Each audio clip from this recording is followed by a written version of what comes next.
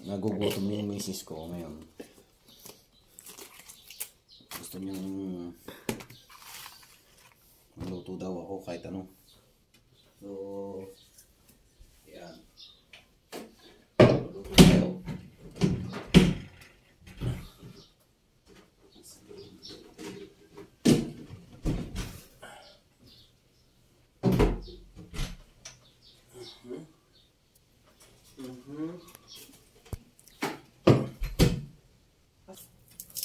Yan, ganito nga tayo. Nagugutom daw yung misis ko. Galing pa akong bukod niyan. Bait talaga ng misis ko, no?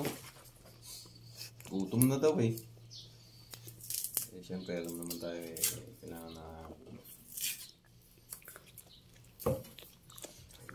ang sibuyas. Ano nilaglag? Yung nga palang kutsilyo ko, nabili ko lang sa Shopee. Saan natin binili ito, Bi? Lazada? Lazada. Shopee? Hindi. Ay, hindi ba? Lazada pala. Sorry, Shopee. Lazada pala kami bumili. Ayan. Gutom daw siya. Wala akong maisip na may luto. Kaya, napanood ko si Ninong Ray sa YouTube. Napanood ko yung ginawa niya nung isang araw. So, yun.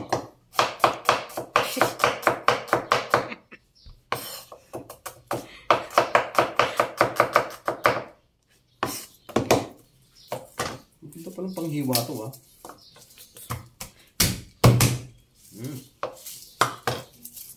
Pwede natin bawang. Hindi ko alam kung anong luto dito sa pangalan nitong luto na to, pero baka sakaling masarap sa misis ko, eh, bahala na po kayo magkong-kaplan. Mga kaplan, ha. Maglagay ng pangalan kung ano.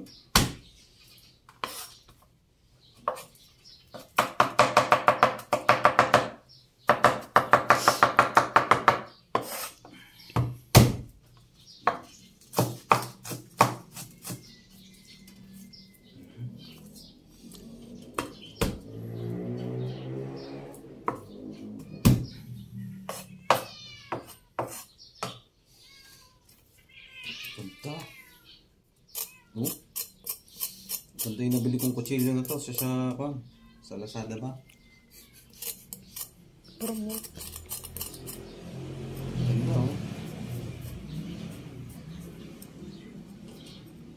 Sa binilang ko nito, kutsilyo na to. Ano ba tatak?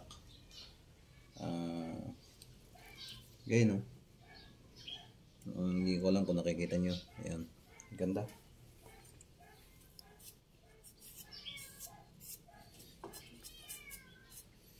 Galing ako nagsuga ng kambing, tapos naglipat ako ng kalabaw. Pwede meron daw kaming manok. So, napanood ko si Ninong Ray. Ito. Tapos yung munggo. Napanood ko kung...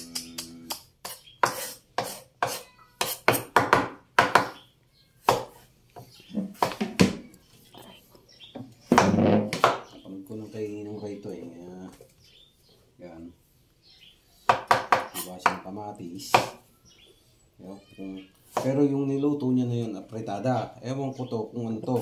Kasi gagawin ko lang. Ito yung ginawa na Ninong Ray. Hugasan mo na ba yan? Bahala na po kayo kung anong... Ha? Ha? Hugasan mo na yan? Si kamatis. Yun lang yan, oh. Yun lang yan, pag magalingan na talaga, pag nagugutom na yung mga kasama nyo sa bahay, talagang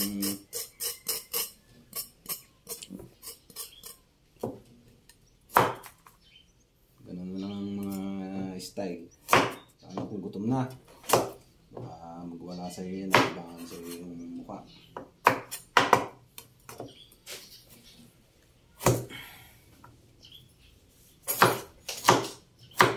Kinuros ko ito ang pusa.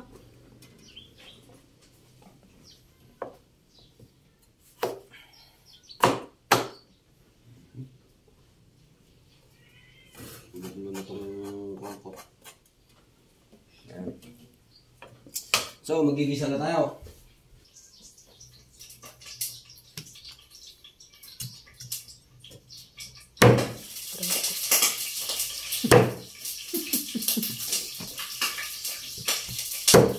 Pupunong luto ito. Kakain. Nagugutom na rin kasi ako eh. Okay. So, magigisa na tayo. Nahugasan na yan. Hindi natin kamatis. Kamatis pare. Tapos, ganito lang yung nakita kong ano. Naglalagay ni Ninong Ray eh. Sinabay-sabay niya na lahat yung kamatis pare. Yan.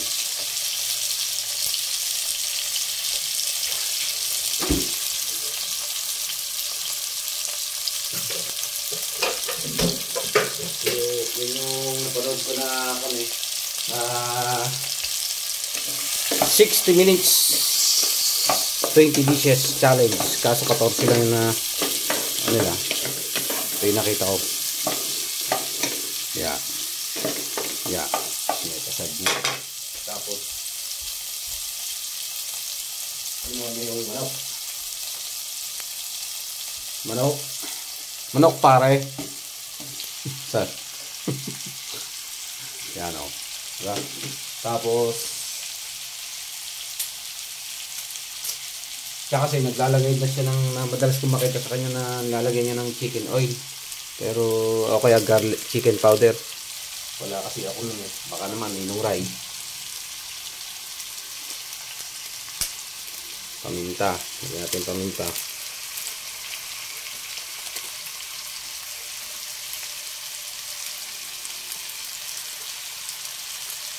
Tapos paminta. Basta paminta.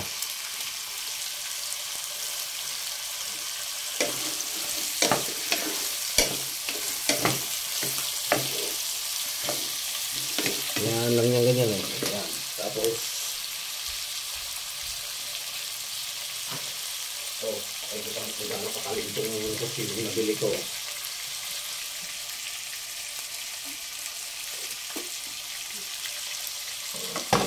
Diba? Ilagay nyo ng tomato sauce. Ay, alaka akong tomato paste. So, nilagyan ko na lang ng tomato sauce.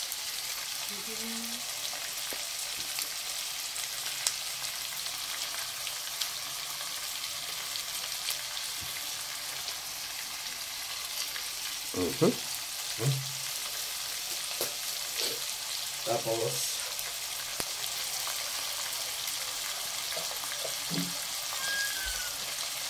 yung tubig galing sa Siemens water refilling station. Baka naman tubig. Okay na yan. Halo yan. Lalagyan natin ng asin. Asin. Siligang yun. Magic sarap. Magic sarap.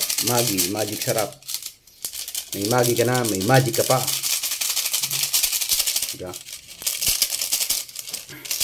Diyan o. Okay. Bigyan pa natin ng isa pang magic sarap pare.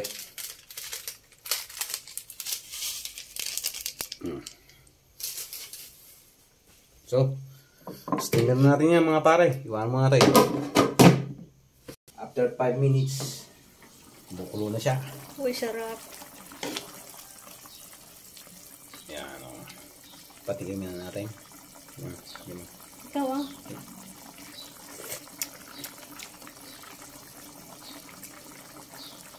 Ako, bigyan mo. Ikaw nga.